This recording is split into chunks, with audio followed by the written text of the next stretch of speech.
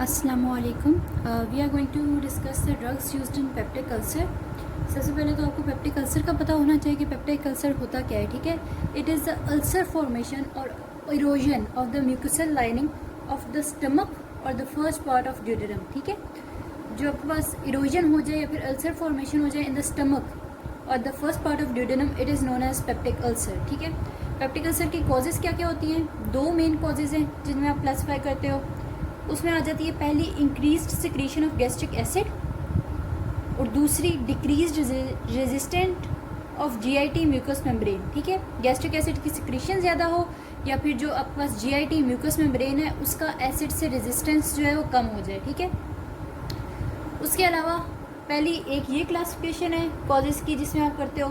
दूसरी जो तीन मेन कॉजेज़ हैं वो आपके पास है हेलिकोबैक्टर पायलोरी का infection, non steroidal anti inflammatory drugs का यूज़ और स्ट्रेस। ठीक हो गया, ये कॉजेज़ होगी। उसके बाद आपके पास हीलिंग आ जाती है। हीलिंग स्पॉन्टेनियस भी हो सकती है और हीलिंग के लिए आप ड्रग्स भी यूज़ कर सकते हो। ठीक है, अब क्लासिफिकेशन हम इस तरह करते हैं कि आप पहले दो में डिवाइड करते हो कैटेगरीज में। Drugs that decrease the gastric acid secretion, first category, और दूसरी कैटेगरी है drugs that increase the mucosal resistance. ठीक हो गया, अब जो drugs that decrease the gastric acid secretion वो आगे से चार में डिवाइडेड है। इनको आगे से हम ज़्यादा डिटेल में करेंगे, अभी सिर्फ क्लासिफिकेशन हम करेंगे। ठीक है, drugs that decrease gastric acid secretion, उसमें पहले आपके पास आ जाता है H2 रिसेप्टर एंटागोनिस्ट। उनमें आपके पास आ जाते हैं सिमेटिडीन, रेनिटिडीन, फेमोटिडीन। इनमें से फेमोटिडीन जो है वो सबसे ज़्यादा पोटेंट है। दूसरे आपके पास आ जाते हैं प्रोटॉन पंप इनहिबिटर्स। उनमें ओमिप्राजोल, लेंसोप्राजोल, एस्मोप्राजोल, ये तीन आ जाते हैं। उसके बाद M1 रिसेप्टर एंटागोनिस्ट हैं, उनमें आपके पास पारेंजापिन आ जाता है। एंटासिड्स में आपके पास आ जाते हैं sodium bicarbonate, aluminium hydroxide, magnesium hydroxide और क्या कहते हैं कैल्शियम कार्बोनेट।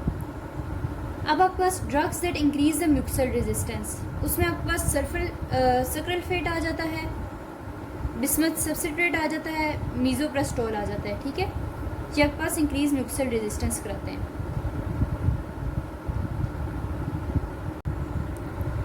अच्छा जी, उसके बाद हम लोग सबसे पहले डिस्कस करेंगे drugs that decrease the gastric acid secretion.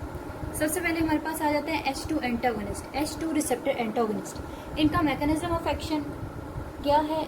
इनका मैकेनिज्म ऑफ एक्शन है it decreases the gastric acid secretion by blocking H2 receptor for histamine on the parietal cell of stomach. ठीक है, H2 रिसेप्टर्स प्रेजेंट होते हैं parietal cells of stomach के ऊपर। ठीक है, जिनको हिस्टामिन स्टिमुलेट करता है और हिस्टामिन की स्टिमुलेशन की वजह से वो फिर गैस्ट्रिक एसिड की सिक्रीशन इंक्रीज कराते हैं। ठीक है, तो आप H2 रिसेप्टर्स को ब्लॉक कर देते हो जिसकी वजह से हिस्टामिन उनको अफेक्ट नहीं कर सकता और गैस्ट्रिक एसिड की सिक्रीशन नहीं होती। ये मैकेनिज्म है H2 रिसेप्टर एंटागोनिस्ट का। इनका साइड इफेक्ट क्या है? इनका साइड इफेक्ट है headache, constipation, diarrhoea, dizziness, generalised weakness and pain. ठीक हो गया, headache, constipation, diarrhoea, dizziness, generalised weakness and pain. सही हो गया। उसके बाद जो इंपॉर्टेंट पॉइंट्स हैं वो याद करने हैं कि इनमें जो सिमेटिडीन है, ठीक है, only cimetidine inhibits hepatic microsomal enzyme और ड्रग मेटाबोलाइजिंग एंजाइम। ठीक है, सिमेटिडीन जो है ड्रग मेटाबोलाइजिंग एंजाइम को इनहिबिट कर देता है। तो जो ड्रग्स होते हैं जो लिवर में जो है मेटाबोलाइज होते हैं, ठीक है, वो फिर मेटाबोलाइज नहीं हो सकते और उनकी जो है कॉन्सेंट्रेशन वो ब्लड में इंक्रीज़ हो जाती है। ठीक है, उनकी हाफ लाइफ इंक्रीज़ हो जाती है। तो फेनेटोइन, वारफरिन, डिजॉक्सिन, इन सारों की हाफ लाइफ इंक्रीज़ हो जाती है जब आप सिमेटिडीन के साथ इनको देते हो। ठीक है, तो इसलिए जब आप सिमेटिडीन देते हो और उनके साथ ये ड्रग्स देते हो तो आपने इन ड्रग्स की जो क्वांटिटी है वो डिक्रीज़ कर देनी है। ठीक है, डोज डिक्रीज़ कर देनी है ताकि टॉक्सिक इफेक्ट्स इनके ना प्रोड्यूस हों। उसके बाद आपके पास एंटी एंड्रोजेनिक इफेक्ट हैं जो सिमेटिडीन में होते हैं सिर्फ। ठीक है, और इन एंटी एंड्रोजेनिक इफेक्ट्स की वजह से इम्पोर्टेंस और गायनेकोमेस्टिया हो सकता है। उसके बाद आपके पास H2 एंटागोनिस्ट के बाद आ जाता है प्रोटॉन पंप इनहिबिटर्स, ओमिप्राजोल वगैरह। इनका मैकेनिज्म ऑफ एक्शन क्या है? ये इनहिबिट करते हैं hydrogen potassium ATPase pump irreversibly in the cell membrane of parietal cells. ठीक है, हाइड्रोजन पोटेशियम ATPase पंप वो पंप है जो प्रोटॉन जो है आपके पास रिलीज़ करता है इनटू द गैस्ट्रिक ल्यूमन। ठीक है, और फिर गैस्ट्रिक एसिड बनता है। ठीक है, इनकी इनहिबिशन हो जाती है प्रोटॉन पंप्स की और उसकी वजह से जो है आपके पास गैस्ट्रिक एसिड फिर नहीं बन सकता। ये मैकेनिज्म एक्शन है प्रोटॉन पंप इनहिबिटर्स का। ठीक है, it completely inhibits the formation of gastric acid and it is omeprazole is a pro drug. ठीक है, और वो फिर एक्टिवेट होता है स्टमक में जाके। साइड इफेक्ट्स क्या क्या हो जाते हैं? Nausea, dizziness, diarrhoea, skin rashes. Nausea, dizziness, diarrhoea and skin rashes, ठीक है, ये साइड इफेक्ट्स हैं। उसके बाद आप आ जाते हो एंटासिड्स में, ठीक है। एंटासिड्स जो है वो एल्कलाइन ड्रग्स हैं, मतलब वीक बेसिड्स हैं, और ये जो है आपका सिक्रीशन इनहिबिट नहीं करते, जो सिक्रीशन हो चुकी है एसिड की उसको न्यूट्रलाइज कर देते हैं स्टमक के अंदर, ठीक है। अब इनके साइड इफेक्ट्स क्या क्या हैं? सबसे पहले तो आपको बस एंटासिड में पता होना चाहिए कि एंटासिड जो है सिस्टेमिक भी हो सकते हैं, नॉन सिस्टेमिक भी हो सकते हैं। सिस्टेमिक की एग्जांपल में आपके पास आ जाते हैं सोडियम बाइकार्बोनेट, और नॉन सिस्टेमिक की एग्जांपल में आपके पास आ जाता है aluminium hydroxide and magnesium hydroxide, ठीक हो गया। साइड इफेक्ट्स क्या क्या है? सोडियम बाइकार्बोनेट का साइड इफेक्ट है ये एल्कालोसिस करवा सकता है क्योंकि सिस्टेमिक है। उसके बाद मैग्नीशियम बाइकार्बोनेट का क्या है? मैग्नीशियम हाइड्रोक्साइड का क्या साइड इफेक्ट है? डायरिया। एल्यूमिनियम हाइड्रोक्साइड का क्या इफेक्ट है? कॉन्स्टिपेशन, ठीक हो गया। ये आपको याद करने पड़ेंगे साइड इफेक्ट्स। मैग्नीशियम हाइड्रोक्साइड का है डायरिया, एल्यूमिनियम हाइड्रोक्साइड का है कॉन्स्टिपेशन। आप ऐसे याद कर लो, AC होता है, A से एल्यूमिनियम हाइड्रोक्साइड, और उसका साइड इफेक्ट क्या है? C से कॉन्स्टिपेशन, ओके।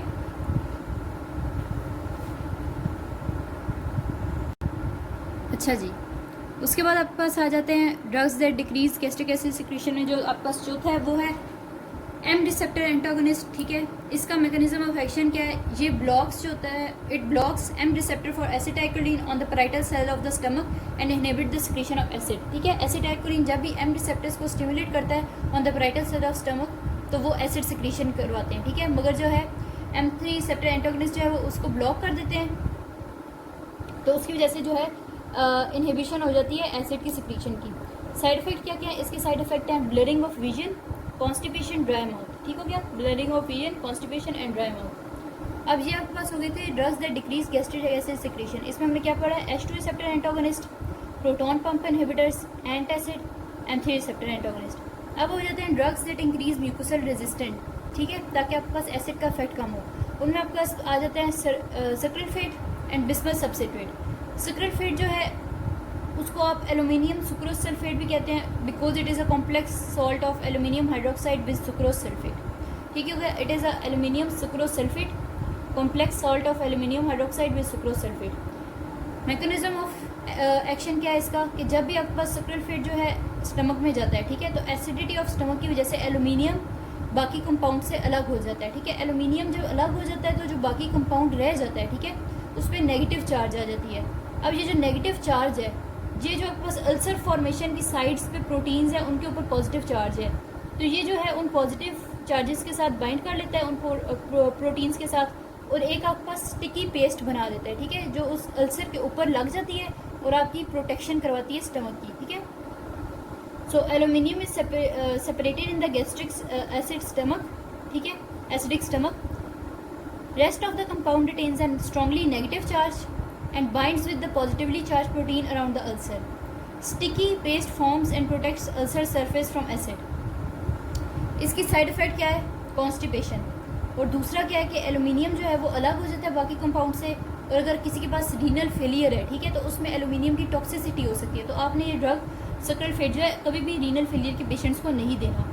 उसके बाद आपके पास आ जाता है बिस्मथ सब्सिट्रेट, ठीक है, ये भी आपके पास जो है एक अल्सर के ऊपर स्टिकी पेस्ट फॉर्म कर देता है, जिसकी वजह से वो क्या कहते हैं प्रोटेक्शन करवाता है गैस्ट्रिक एसिड से आपकी क्या कहते हैं म्यूकोसल सरफेस की, ठीक है, और हीलिंग जो है अल्सर की वो क्विक करवाता है, ठीक है। So mechanism of action, it forms a sticky substance with proteins at the base of ulcer and forms a protective coating over it. Side effect इसका क्या है? ब्लैकन कर देता है टीथ और टंग को, और ये भी आपने जो है रीनल फेलियर में नहीं देना क्योंकि इसकी वजह से इंसेफेलोपैथी हो जाती है, ठीक हो गया। These are the drugs that are used in peptic ulcer. I hope you got a short review. Take care, अल्लाह हाफिज़।